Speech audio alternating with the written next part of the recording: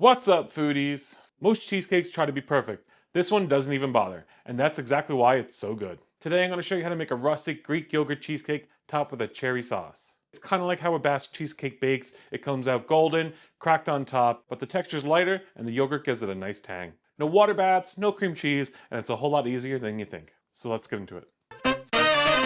Start with 1300 grams of full-fat Greek yogurt. Then line a strainer with cheesecloth, set it over a bowl, and pour in the yogurt, and stick it in the fridge for a few hours. After you strain your yogurt for a few hours, there should be roughly 1000 grams of yogurt. If you strain too much off, just add some of the whey back in. Your yogurt needs to be thick for the filling or it won't set properly. It will be too loose and too watery, causing you to have a soggy cake. If you can find Greek strained yogurt, you can skip this step and you don't need to strain your yogurt. Now preheat your oven to 350 degrees Fahrenheit and butter a 9-inch springform pan and line the bottom with parchment paper. Then in a bowl, mix 200 grams of graham cracker crumbs, roughly about 1.5 cups, 30 grams of chopped walnuts, then pour in 75 grams of unsalted melted butter. It's roughly about 7 tablespoons.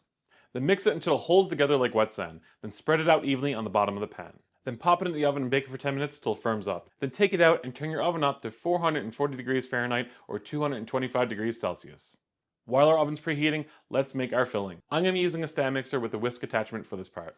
Add your 1000 grams of Greek yogurt, roughly 4 cups of your strained yogurt to the bowl, and then slowly add in 200 grams of sugar a bit at a time while it's mixing. When you add the sugar in a little bit of time, it dissolves evenly and blends smoothly into the yogurt. You can also use sugar substitute here if you want to make it with a little less sugar. Now add in the zest of 1 lemon, the juice of half a lemon, 1 tablespoon of cornstarch, 2 tablespoons of vanilla paste, and a pinch of salt. Then let that mix on low until everything's combined.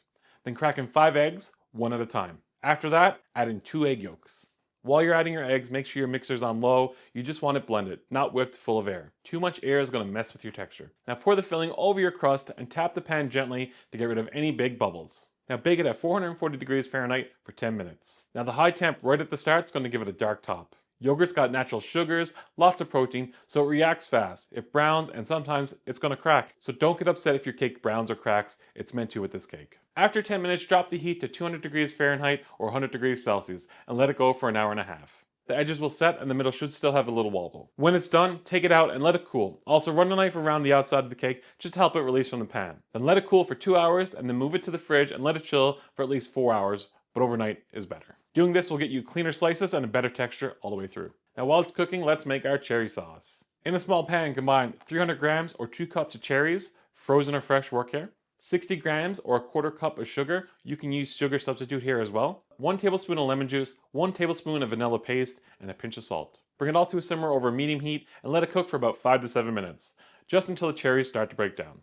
Then in a separate cup, mix 1 tablespoon of cornstarch with a quarter cup of water. Stir that into the pan and mix it in and let it bubble for another minute or two until it thickens slightly. And if you want your cherry sauce to be a little bit thicker, add more cornstarch, and if you want it to be a little bit looser, add less.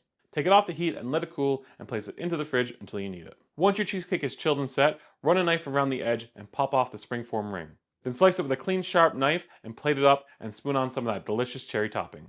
The filling is light and creamy, the crust gives you a bit of crunch, and the cherries give you enough sweetness to balance it all out. It's not fancy, it's rustic, something that you make at home. But it's got everything you want. It's rich, tangy, sweet, and it's kind of addictive. And if you give it a go, let me know in the comments. And if you swapped out any of the toppings for something else, like roasted grapes, figs, honey, walnuts, whatever, let me know in the comments below. And if you like this video, give a thumbs up, a subscribe down below, and until next time, FOOD-DEE out.